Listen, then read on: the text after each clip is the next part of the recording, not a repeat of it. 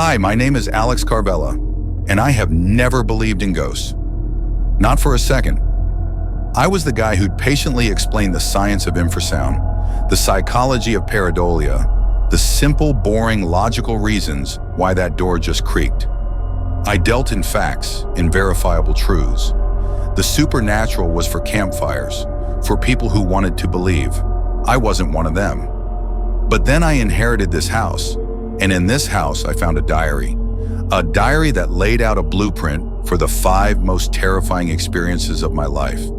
And then one by one, they started coming true. It all started 3 months ago. A lawyer's letter out of Louisiana informed me a distant relative, a woman I'd only ever seen in a single faded photo, had left me her entire estate.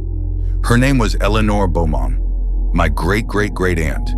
The estate was her ancestral home, a once grand Creole manor slowly being swallowed by the swamp and Spanish moss just outside of St. Francisville, a town no stranger to tales of the paranormal. When I first drove up that long gravel driveway, the place took my breath away. It was beautiful, but in the way a tomb can be.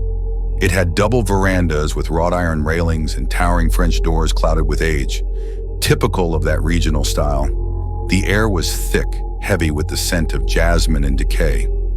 It was a house with history soaked into its bones. I was there to assess the property, maybe fix it up, flip it. A project, a purely logical financial endeavor. It was on the 3rd day, while clearing out an old roll-top desk, that my hand brushed against a loose piece of wood on the underside, a hidden compartment. Inside, wrapped in oilcloth, was a small leather-bound journal. The initials read E.B. Eleanor Beaumont. The first entry was dated 1888. Her handwriting was elegant. The early entries were what you'd expect. The weather, local gossip, family matters. But then the tone shifted. It got darker. She began documenting strange occurrences in the house. I remember sitting in the dusty quiet, actually chuckling to myself. It was so perfectly gothic, a bit of creative writing from a bored, imaginative woman in the 19th century.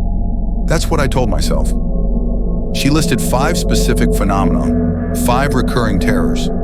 I read them aloud to the empty room, a smirk on my face. First, the restless seat. The old rocking chair in the nursery moves on its own accord, she wrote, as if an unseen mother still tends to a phantom child. My immediate thought? Warped floorboards and easy debunk. Second, the watcher in the hall. She described the portrait of her father, my great-great-great-grandfather. His eyes seemed to follow me, she detailed. Sometimes I swear his somber expression curdles into a sneer. A classic trick of the light, I thought. Textbook pareidolia, the brain's tendency to see patterns like faces where there are none. Third, the unheard footfalls. In the dead of night, the sound of heavy boots on the floorboards above my chamber. But there is no one there. The dust remains undisturbed. The normal groans of an old house settling. Fourth was the whispered warning. Eleanor wrote, faint whispers coil in the silence of the library. Always the same impossible words. Ma place. My place. The wind, I assumed, whistling through a cracked window pane. The last one was the most theatrical. The man in the doorway, she described, a tall shadow darker than the night that surrounds it, stands in the threshold of my bedroom. It does not move, it only waits. This, I thought, was where she'd really let her imagination run wild. A waking dream. I closed the diary, amused. A fascinating but fictional family heirloom. I put it on a shelf and got back to work, never thinking her words were anything more than a story. Act 1. The rising action. My skepticism stayed solid for about 2 weeks. The house was just wood and plaster, nails and glass. Then came the first incident. I was in the kitchen late one night, going over blueprints. The house was dead silent, and then I heard it. A faint, rhythmic sound from upstairs. Creak, groan, creak, groan. Slow, methodical. It was too consistent to be the house settling. I told myself it was a branch against the roof, but there was no wind. Curiosity won. I pulled out my phone and decided to start a video log of the house's quirks. I walked softly up the main staircase, the sound growing louder. It was coming from the nursery. I pushed the door open, and my blood ran cold. In the center of the room sat a single small rocking chair, and it was moving. Rocking back and forth, slowly, deliberately, like someone was in it. I stood there, phone recording, my mind scrambling for a logical answer. A draft? I closed the door. The chair kept rocking. Uneven floor? I got on my hands and knees, my phone's flashlight cutting through the gloom. The floor was as solid and level as any in this sinking house. There was no explanation. I reached out a trembling hand and stopped it. The silence was deafening. I held my breath, and then under my hand, it began to push. It started to move again. I snatched my hand back like I'd been burned and fled the room, slamming the door. It was only when I was back downstairs, heart hammering my ribs, that I remembered the diary. My hands shook as I found the page. The restless seat, the old rocking chair in the nursery, moves on its own accord. The correlation was unnerving. For the first time, a sliver of real fear cut through my skepticism. I have the video. Watch this. You can see me check everything. Nothing is pushing it. It just moves. A few days later, incident 2. I was trying to rationalize the chair, desperate for an answer. I decided to distract myself by taking photos of every room for insurance. I went to the upstairs gallery, lined with portraits of my ancestors.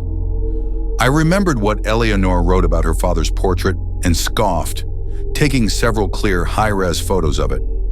That night, I was offloading the pictures to my laptop, clicking through, checking the clarity, and then I stopped. I clicked back. Forward again.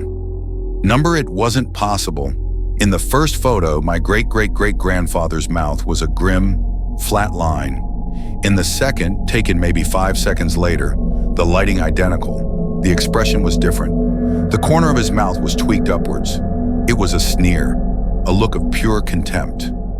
This wasn't just my brain seeing things. The change was in the digital data. 2 separate photos, 2 different images. How? I rushed back upstairs. I stood in front of the portrait. The face was grim and somber, just as it was in the first photo. No sneer. I pulled out the diary again. His somber expression curdles into a sneer. The exact words. This wasn't a coincidence. This was a pattern. Here, look. These are the 2 photos. I haven't touched them. They were taken 5 seconds apart. Look at the mouth. You tell me what you see. Act 2, the escalation. Sleep didn't come easily after that. The house felt watched. I started leaving digital audio recorders running in different rooms at night, hoping to catch anything that would either confirm my fears or hopefully debunk them. The third incident came on a Tuesday. I was exhausted, lying in bed, staring at the ceiling. Then it started. Thump, thump, thump. The clear, unmistakable sound of heavy work boots walking across the floor of the room right above me. It was the old master bedroom, a room I knew was completely empty, everything covered in dusty white cloths. There was a weight to the footsteps, a heavy masculine tread. My skepticism was gone, replaced by pure fear. I grabbed my heaviest flashlight and crept into the hall. The moment I did, the footfall stopped. The silence that rushed in was somehow worse. Heart pounding, I climbed the stairs and threw open the master bedroom door. The flashlight beam cut through the darkness, lighting up floating dust motes. The room was empty, silent, and the thick gray carpet of dust on the floor was perfectly, completely undisturbed. Not a single footprint. I almost didn't need to check the diary. My hands trembled as I read the words I already knew I'd find. The sound of heavy boots on the floorboards above my chamber. The dust remains undisturbed. It was no longer a story I was reading. It was a script I was living. I was too frozen to get video, but I had a recorder running in my room. Listen, the house is silent, and then this, clear as day, heavy, measured footsteps.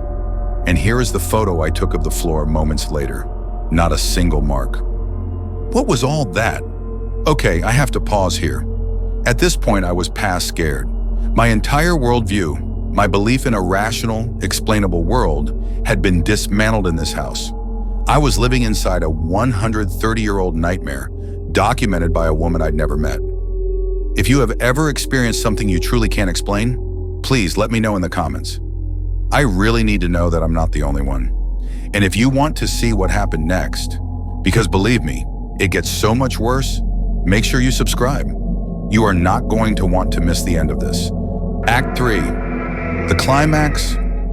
The silence was almost as unnerving as the noise. I'd set up cameras and recorders all over the house, focusing on the library. I spent hours reviewing footage, listening to static, finding nothing. Part of me started to hope it was over. Then I was reviewing the audio from the library. Hours of white noise. I was about to scrub the file when I heard it. A tiny anomaly. I put on my headphones, cranked the volume, and isolated it. And then I heard it. A whisper, faint, ethereal, coiled in the hiss of the recording. A woman's voice speaking in French. 2 words. Ma place. My blood turned to ice. My place. I scrambled for the diary. There it was. Faint whispers coil in the silence of the library. Always the same impossible words. Ma place. My place. It was a perfect match. I felt like a rat in a maze, and my long-dead aunt had left me the map. This is the kind of audio that paranormal investigators call an EVP, or electronic voice phenomenon. I used to call it wishful thinking. I can't anymore. I have to acknowledge there's no accepted scientific framework for this.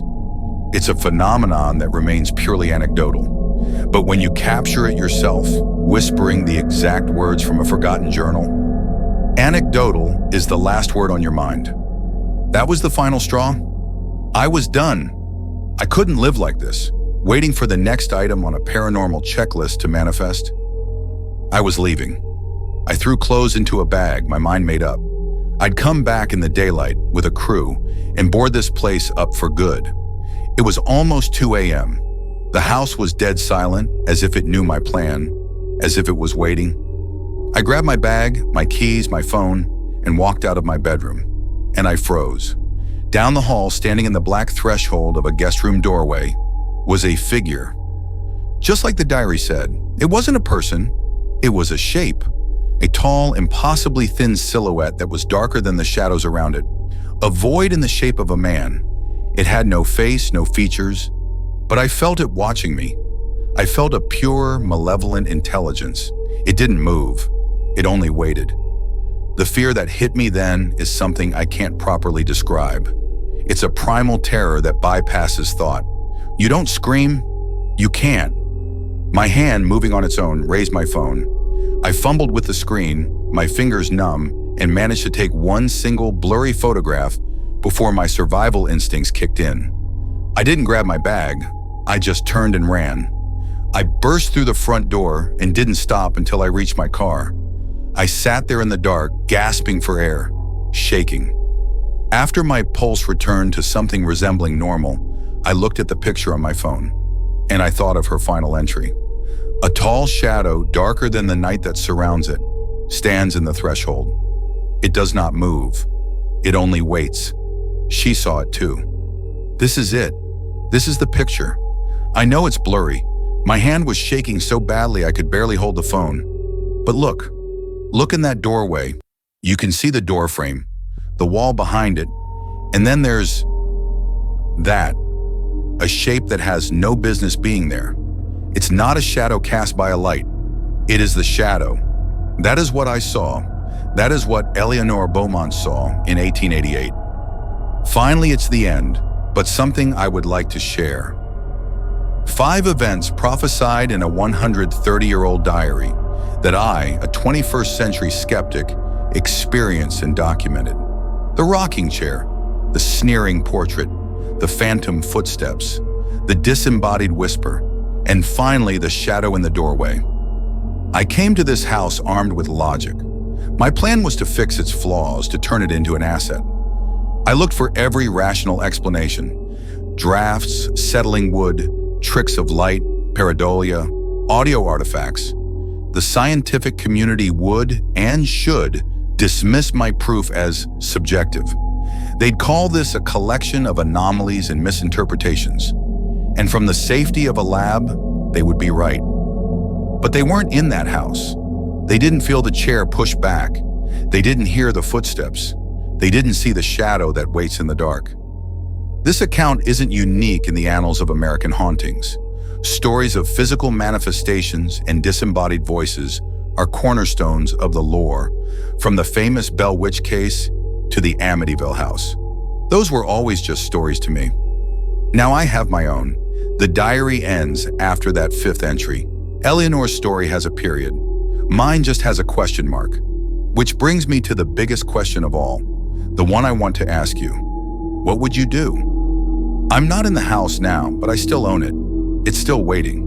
And I have a feeling that even though I've experienced all 5 events from the diary, the house isn't finished with me. I don't know what to do next. Well, if this story gave you chills, comment below and tell me what you think. Was it all coincidence or something far worse? I want to hear your thoughts. And if you've ever experienced something you can't explain, something that still haunts you, email me your story at screamsinthedarkhorror@gmail.com or drop it in the comments. You might just hear it featured in a future video. And of course, subscribe to the channel and hit the bell icon so you don't miss the next true horror story, because this is far from over.